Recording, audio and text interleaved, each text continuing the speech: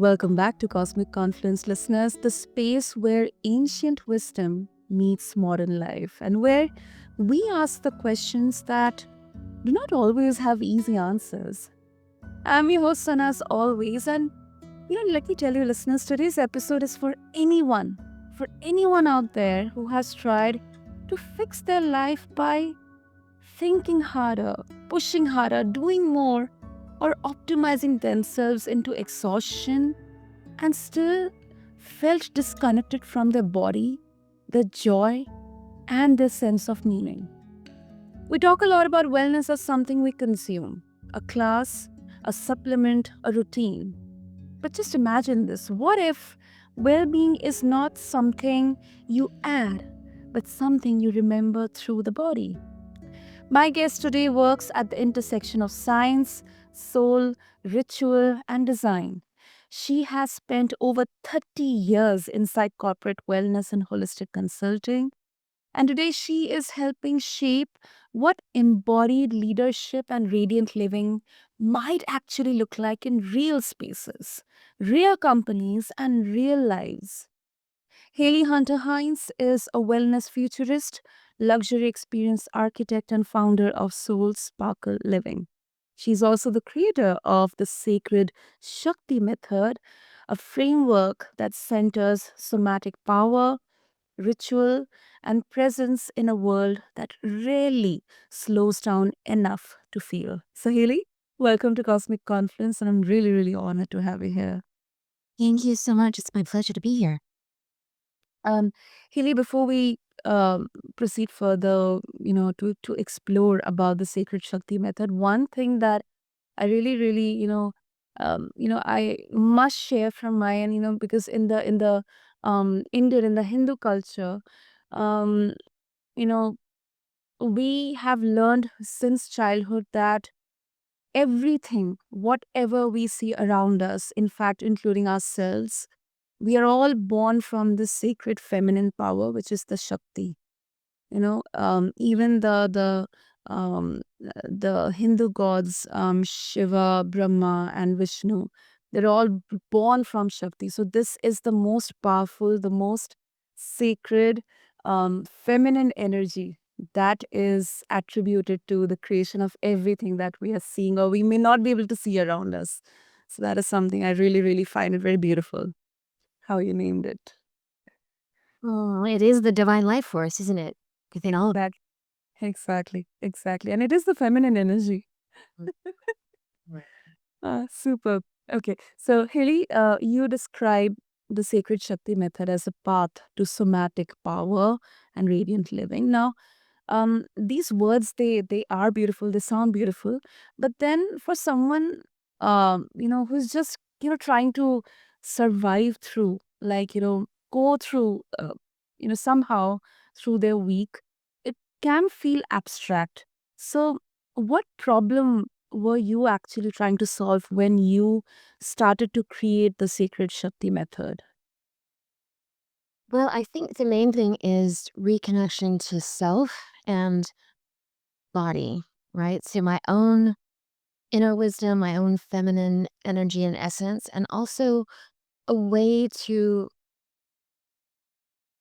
just stay connected to your own well-being through movement and motion and meditation that's mindful. And I think we're taught all these ways to you know, biohack or work out or go to the gym or all these things that are actually so much more there's nothing wrong with those things, but there's such a more masculine energy.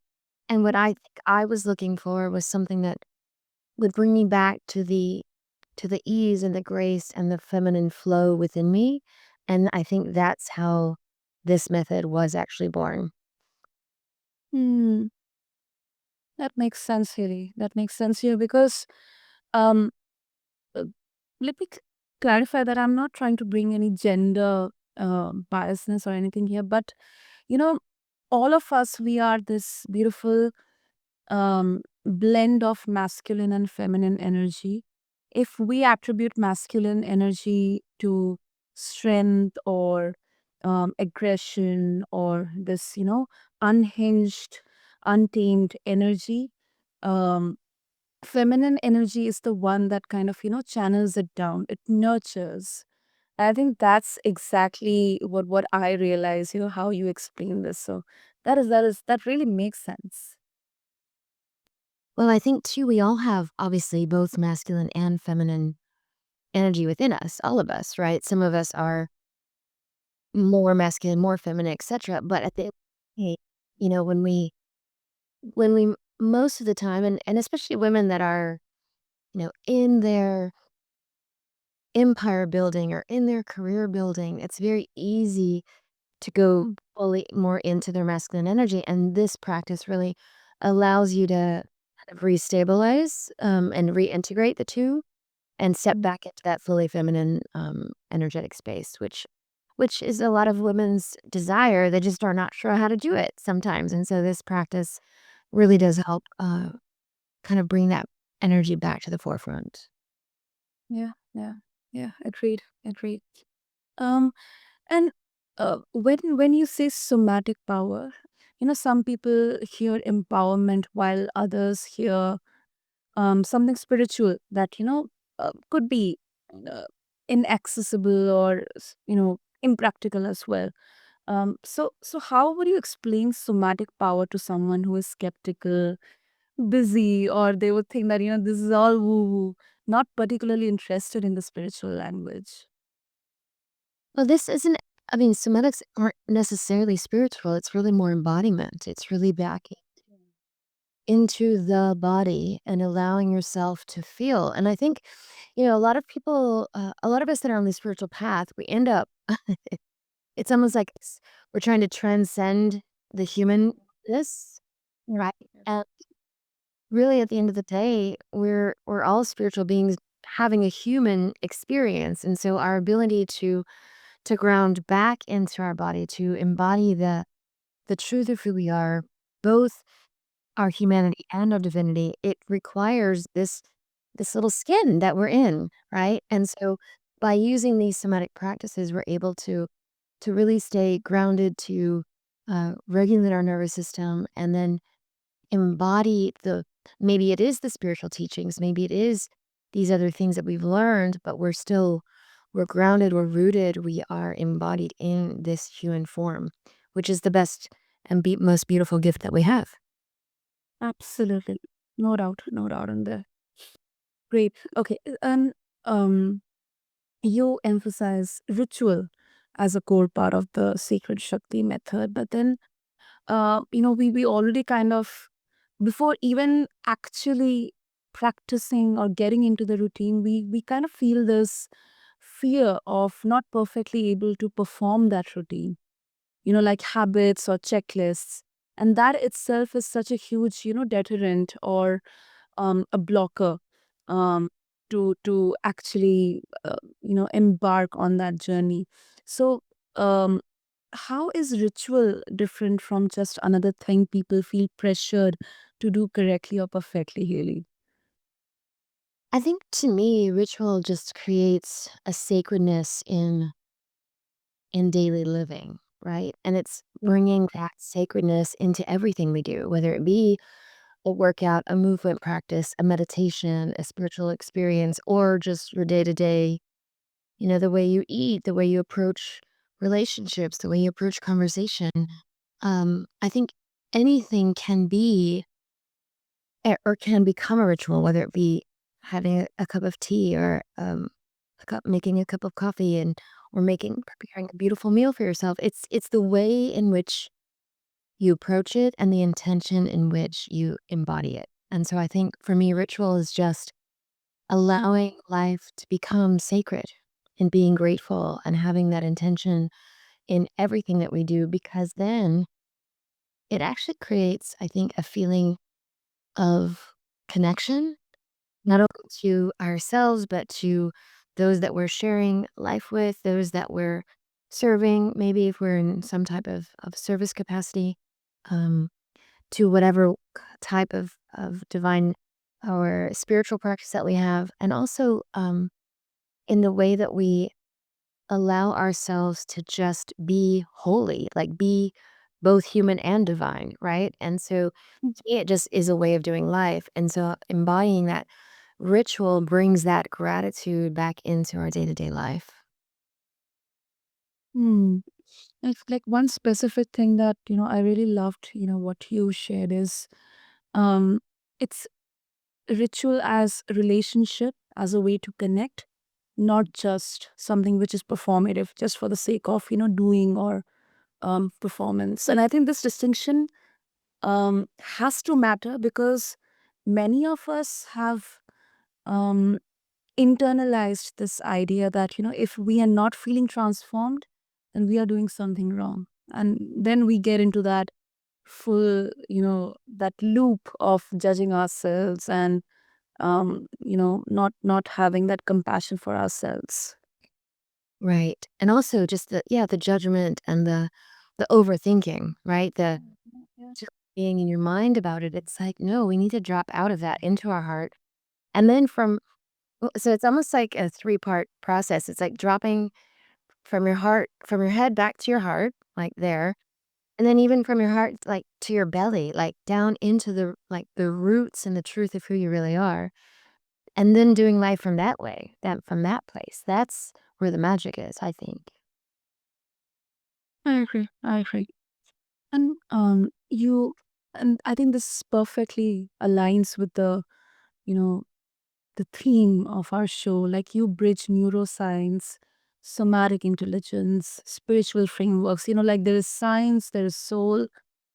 So some people love that integration, including me.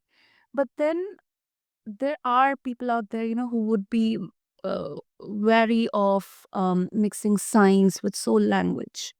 Mm. So, how do you respond to critics who say blending spirituality into wellness makes it less credible or less rigorous? Well, I think the interesting thing is there actually is research that shows those that have a spiritual practice end up being more happy, more calm, more connected, and healthier overall than those that don't. Like it is actually based on research, right? So the framework that I use in my work is the biopsychosocial spiritual model. And then I added my own little bit, which is the sparkle. And so those methodologies are actually all based on science. So it's really interesting if people have questions about it or don't. I'm doing, air quotes, like if they don't believe in it, it's actually not a religion. It's actually is based on research. So, it's not really for us to um, force anyone to do anything, right? For me, I just offer the path and give them permission to choose their own adventure based on what feels aligned for them. And if it's they take part in this part and skip one other part, that's fine, right? We're all sovereign, at least we should be. And so for me, it's more about we build the framework based on what the research shows and deems important to incorporate. And then it's up to the individual really to decide what works for them. Absolutely, absolutely. I think that is the mantra here that, take what you find useful or good for you and leave the rest. Amen. Um, I think that is something, it sometimes gets lost in translation, especially during wellness conversations, particularly online or on social media. So I think it kind of puts a huge dent on the actual essence of uh, wellness through different channels or modalities. Yes. Yeah. And I think we all are, like I said, we're all sovereign and we get to choose what works for us. My job is not to fight with people on the internet about what they need to be doing.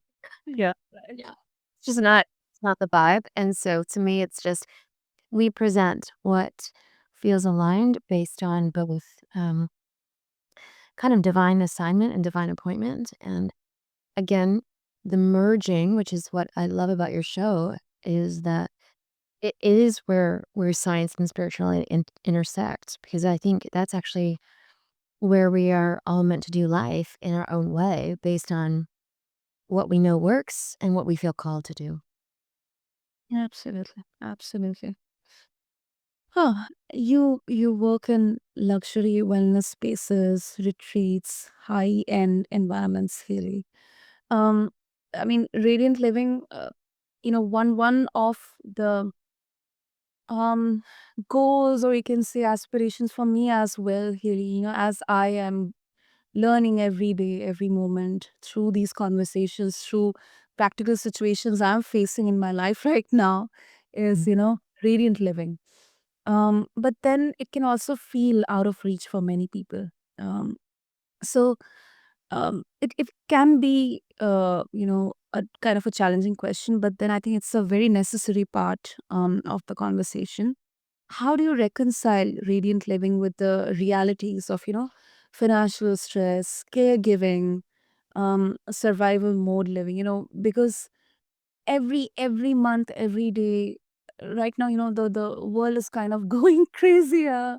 We're like, how can we reconcile, radiant living? Because we would feel like I have too many problems and challenges to tackle. I don't have the time to even think about radiant living. Well, I would say that while we cannot control everything, clearly, in the world and in our lives, there are certain things that we can control. And I would encourage people, no matter where they are, to address the things that you actually have control over. So, for example, what you're putting in your body, the environment that you're in your own space, the connection to technology and what you're inputting into your mind, what you're consuming. So basically, what you're consuming physically, mentally, emotionally, spiritually, right?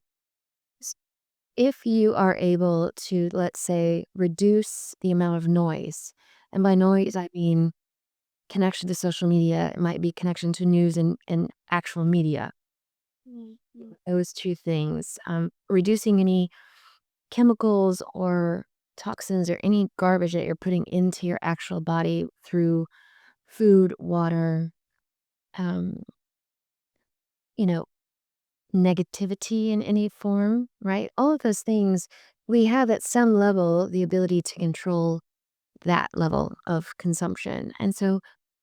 And it could even be just creating a peaceful and calm environment that you live in, right? So you're getting better sleep, reducing noise, you're reducing fluorescent lights, right? Like some of those things that are just fairly simple to modify that don't require going out into the world and changing everything in your community or in the world because that's not always available, right? So being able to just manage your own self, your own energy, and that of those that you put into your own little circle, that's a huge step and a huge start in changing your own frequency and vibration. So that way, when you do go out in the world, you're emanating more radiance, more light, more love, more grace. But that has to start within, right? So starting with your own self, less concerned about what everyone else is doing, that is going to shift you into the frequency that you need to enact change when you do go out into the wild. mm. Yeah, yeah. And one particular thing that you mentioned, Haley, it's kind of now has become my own way of looking at um, everything, is kind of categorizing what is controllable and what is not. Right. We cannot control everything, at least whatever is there right now within our reach, and whatever I can control, let's work on that, because um I've realized that, you cannot burn yourself out or judge yourself, for taking a wrong decision 10 years back or 5 years back. It just happened. You cannot change that, but at least you can work on the present, and maybe just having a plan, concrete plan. I mean, of course, you plan, and we say that, man proposes, God disposes. um you can at least work on the controllables, at Right. least in the present right now. Right. Right here, right now. That's all we have. This moment. Yeah, true, true. Thank you for addressing that. And before we conclude, one particular word that you mentioned is embodied, and then Um, this is something that is connected with leadership and the future. And this is not just in business. And I think we're all, we all aspire to be CEOs or leaders of our own. And you talk about embodied leadership as the future of how we live and lead. Now, many systems reward disembodiment. Like, we people respect, hustle, numbness, constant output. Um, what has to break or change, Haley, in our current culture, for embodied leadership to actually take root? It's a big question, but yeah. It's a great one. And I feel like anything that relates to hustle, strain, performative, any of those words that just kind of make you contract in your heart center, like, oh, like they don't feel good anymore, right? That's like 2025 energy. Now, 2026 and beyond is going to be truly authentic, um, real, raw conversations that matter about things that people care about, like exactly the kind of conversations we're having here on the podcast. I think that is going to become more and more relevant and desired, and people are going to crave real connection, things that matter. Back to face, heart to heart, belly to belly conversations in real life as well, versus just this kind of parasocial social media. Oh, I have all these friends on social media. No, actually, they're not actual friends because you don't really know them until you know them, right? So to me, we've already like passed the place of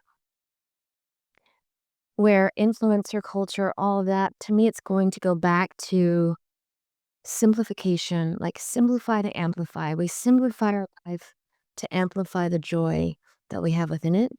And it's becoming a little more, it's like an elegant simplicity, right? So it's simplifying and it's deepening the connections, deepening our conversations, and really surrounding ourselves with people that we truly want to be around, not because of what we can do for each other, but because of who we are to each other.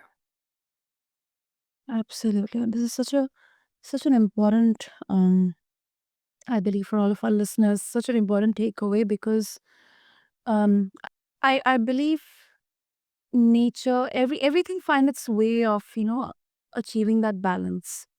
There will be a kind of a the highest, point of tolerance, that criticality, point of criticality, at which everything will go like berserk and here and there.